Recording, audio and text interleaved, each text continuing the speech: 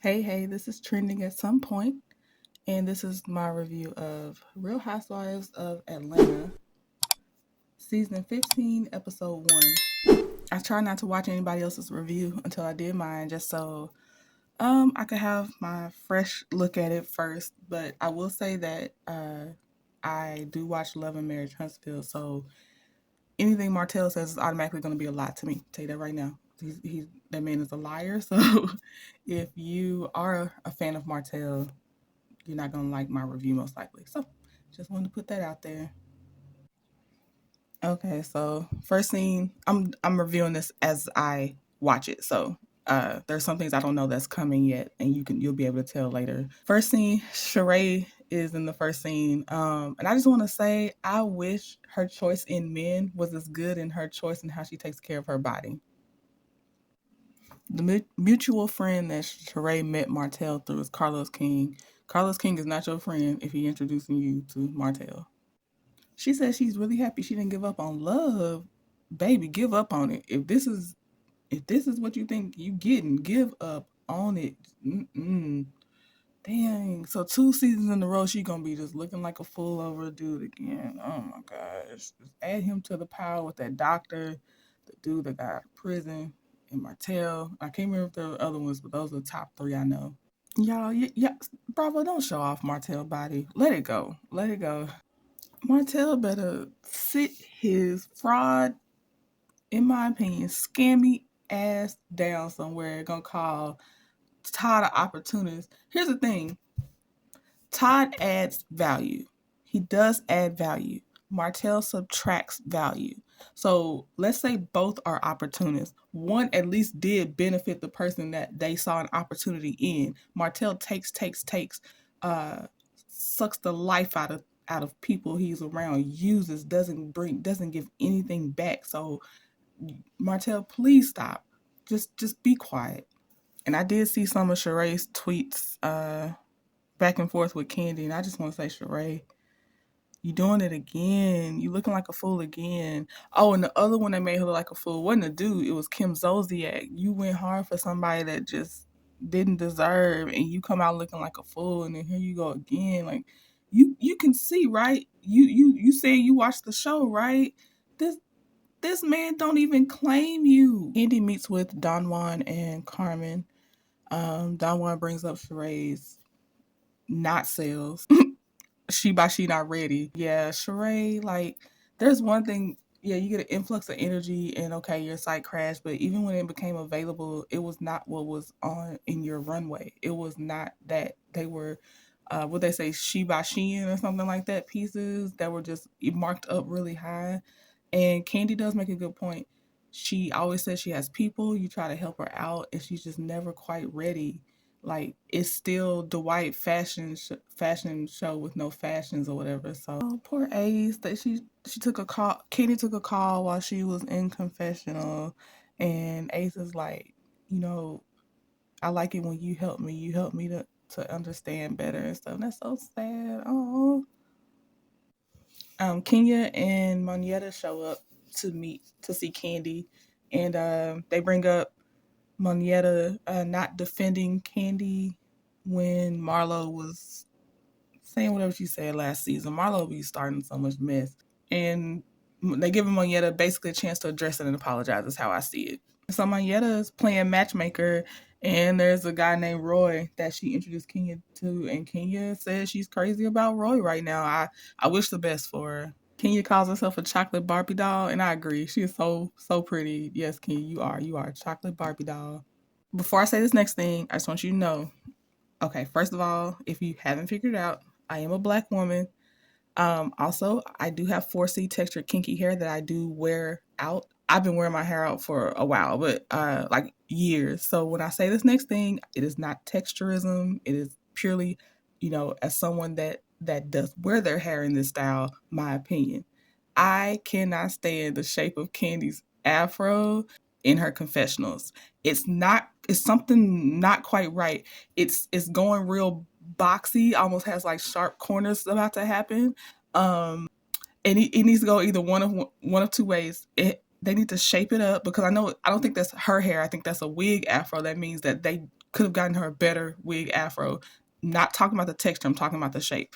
Number two, she either can use that and maybe pick it out more to play Garnet from Steven Universe, like cosplay as Garnet, because Garnet's really cool. I love her little afro as far as in the cartoon goes. Or yeah, like I said, they need to just shape it up.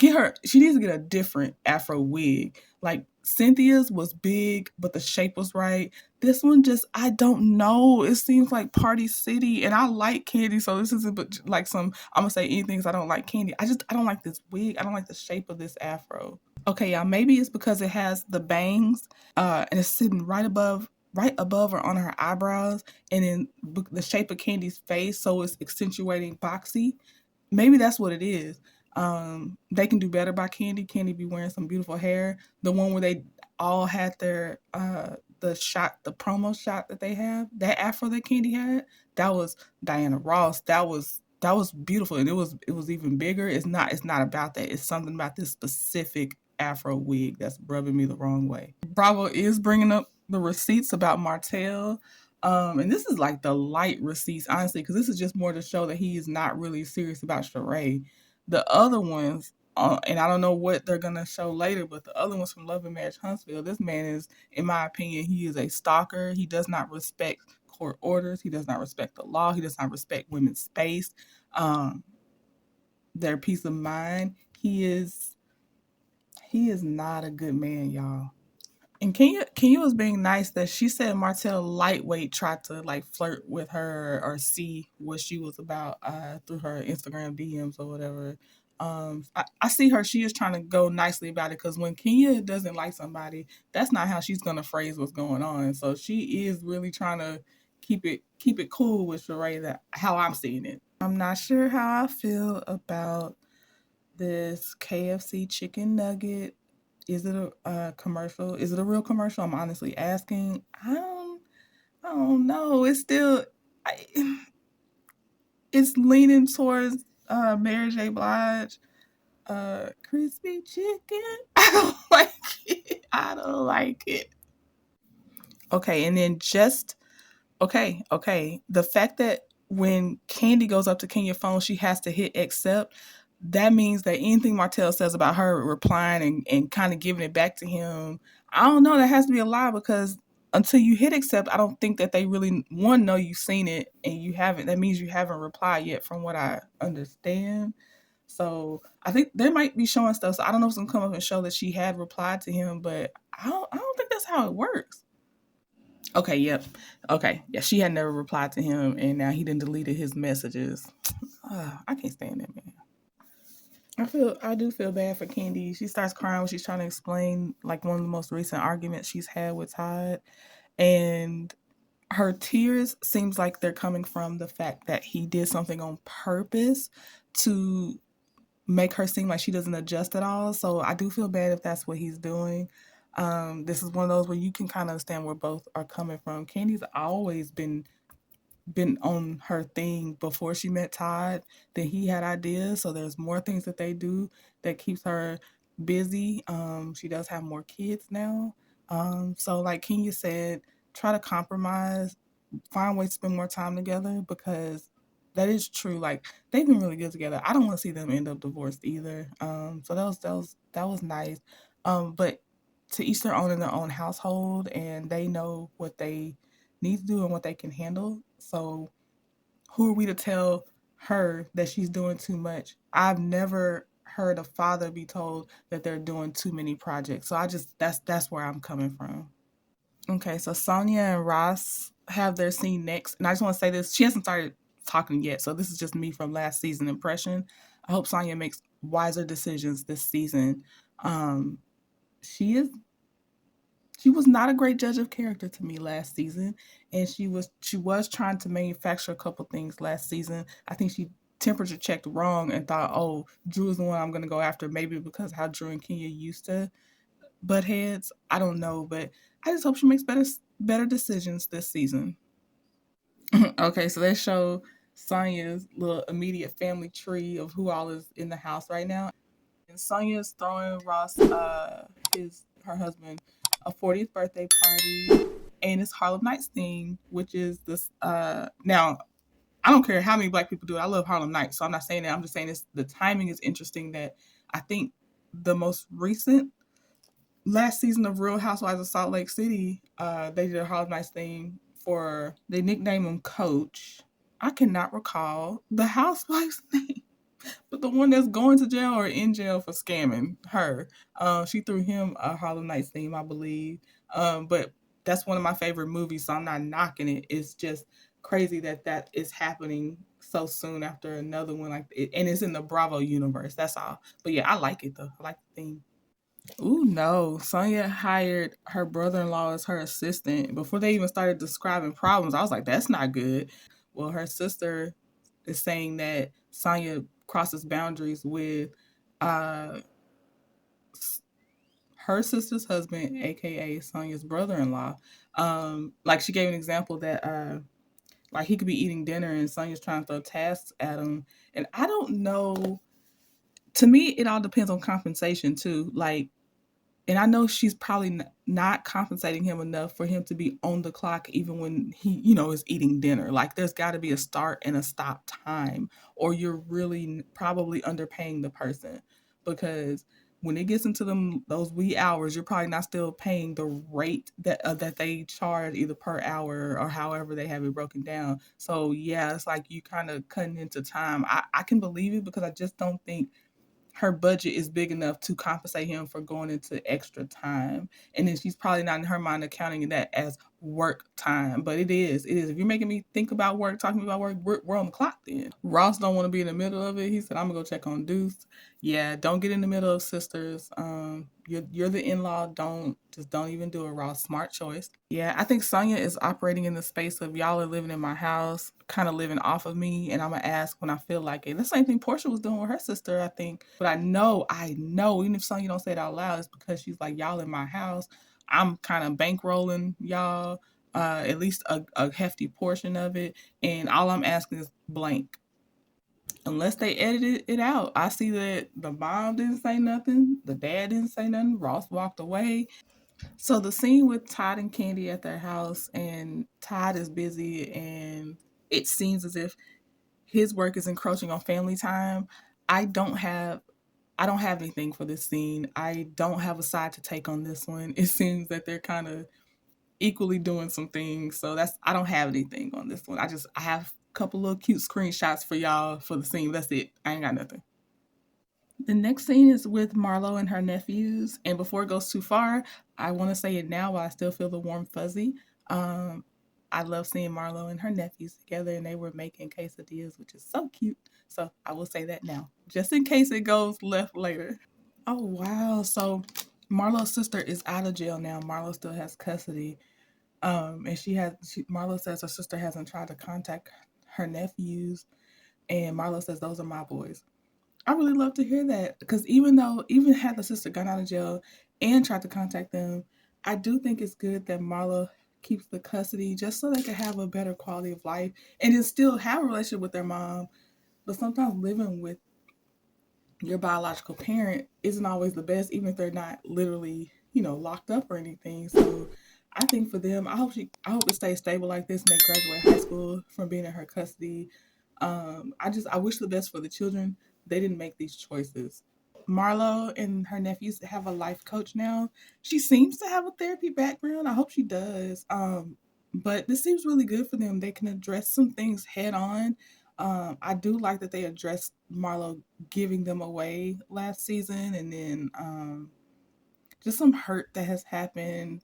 She honestly seems like she is facing the fact that she fell short on some things, and then they're facing the fact that she can't be perfect. So this is really good. I really like this. Like I don't even know the words I want to say, but this feels really nice. Wow. Okay, Marlo is giving gentle parenting a chance. I'm proud, and for her to even be aware of the phrase gentle parenting. Hey, it can only be positive for the children. I'm noticing when I perk up on certain scenes, and they're all the ones that seem organic. Like Sonya comes by Sheree's house, and they're workout buddies. Yes, give us more of that. this is what I want to see. You know, like this is it. Give us this. This seems like that's so natural. They are, of course, they're fit people. I see them working out. Sonya says how they kind of first did their first outing together was working out. I like this. Sonya's about to fill Sheree in on the conversation she had with her sister, and unless they cut out all the yelling, it was weird that Sonya phrased it as me and my sister had the biggest fight. And I'm like, is this why things get weird in your head sometimes? Like, do you blow things out of proportion? Because you know how she came at Drew. I'm like, well, shoot, that might have been Sonya's reality because that was the biggest fight between you and your sister. Like that seemed like we're gonna have a conversation about this, but not a fight, you know. So maybe that's why Sonya came unnaturally at Drew because things go differently in Sonya's uh mind. So Sheree's friend Courtney comes to Sheree's house as well. Sheree said they've been friends for years. Their kids went to school together. Um, I think Courtney's the one that Candy later tells that she would headbutt her because Courtney seemed turned up already. And I see Courtney already marketing your jewelry, and she says she does. Dang, I forgot that fast. She does something else too, but she marketed that jewelry real fast. Okay, I would love to know the answer to this, but Courtney says that she kind of knows Candy, and she said Candy had been going around similar circles asking about Courtney, and in a way, I guess that doesn't seem friendly. So I am curious to know, was Candy curious about her, and then what made Courtney get on Candy's radar? God, dog, Sheree. She said the only time Candy's not talking about me is when she's eating or sucking D. Wow, Sheree, we're coming out hot. We're just okay, all right. Courtney starts asking Sheree about Martell. Is that why Sheree's glowing? No, Sheree's glowing because she probably has a good skin regimen and she takes care of her body. It is not Martell. Ask Monietta to hook you up with somebody. She got king of somebody. Please. Sonya said, y'all not gonna clown her this season about her party throwing. She said her original budget was 40K and she ended up spending about 100K on the party. It's her money, not gonna count her pockets. If that made her feel good and they can do that, then it's worth it. Okay, then it cuts to Marlo and Rico. It's good to see Rico again. I haven't seen him on TV in a while. I'm actually happy to see him. Marlo said to stick to the spoofs because Broadway isn't working out for Candy and singing isn't. Well, Marlo, that's not true. I think Candy just got nominated for a Tony, I believe. So it's doing something for her. I'm only bringing this up so I can show the screenshot, but Kenya said her expectations for the party are low. Um, and basically she's hoping she does better. She said she won't accept the next invite if it's like the last party, which we already seen it. It's not like the last party. And the producer asked her that question, I'm sure. Ralph is full of caca. He said he went. Kenya asked him, "Where's Drew?" And he's like, "She's not feeling well. Well, there was a family emergency, actually a family crisis. Why are you standing here?" And I know Kenya about to ask that question, but I want to know too. Why are you standing here? Why are you here? You are the plus one. You can't show it without the person that made you the plus one. You need to go. This ninja is trash to me. He is so trash. Before I forget, this Harlem Nights theme party is 10 times better than Jen. I remember her name now. Jen Shaw's party, but I think it's also because Jen, they were broke at that time, and that friend, whoever's house they had hosted Coach's party at, that's who also kind of bankrolled it. So I understand that it's not going to be like this, but yeah, this one is doing it right. I love the table, um, like the I think it's the craps table. I think that's what it's called. I do like no, this is really really good. This is a nice size venue and everything. You did really good, Sonia. Sonia and Ross enter in a grand way as they should. Ross got the look down to the T. He looked like Quick, which was Eddie Murphy's character, and I know his last name was Candy on there, but Richard Pryor's character, he got a good mix going on. Love it, love it. Sonya looks gorgeous as always. She is such a little thing. So on the Bravo side, Martell says to Kenya, "Yes, me and Sheree are officially dating." On the own side with Love and Marriage Huntsville, he keeps saying, "We friends. Well, we good friends. We're friends." Kenya says she thinks Sheree need a spinoff show called "Watch Me Date These Dumb Dudes." I was like, oh. Now I don't know how this is gonna go, but Courtney, don't let Marlo's excitement for your drama get you into some dumb drama with Candy, because it don't be working out well. Ask what they call her, the Muppet slash Oscar the Grouch from Real Housewives of Potomac, when that girl tried to tell Candace that her husband was trying to talk to her and flirt with her. Courtney, be careful. Just pick your battles. It's my first impression, and I don't know if it's right. It's just my first impression. Well, Courtney does bring it straight to Candy about how her name came up from someone named Dina.